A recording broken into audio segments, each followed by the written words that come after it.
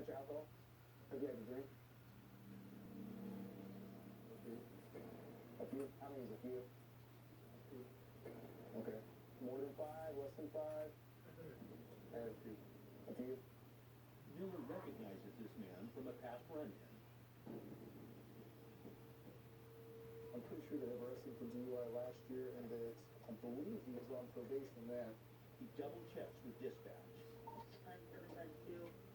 They're both revoked. They're both on duty. That's the alcohol drug later. They were. So they both have no alcohol conditions? Simple. I'm not protesting all contact with PO here. Swing window. Put your cigarette. I want you to step up here. I want to take you out, okay? I want you to stand right here with my light's shining. Face my vehicle for me. When I tell you to begin, you're going to be taking 9 Hilberto steps. Stay on that line for me. With his record, a DUI could mean jail time. In addition, I want you to look at your toes. I want you to count your steps that line for me, okay? You can go ahead and begin. You can go ahead and begin.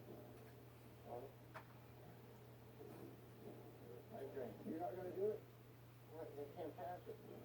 Okay. You don't even want to try. I can't. No. The man denies the field sobriety test and jumps straight to the breathalyzer. Just take a breath. You're going to make a pistol around the straw with your mouth. What?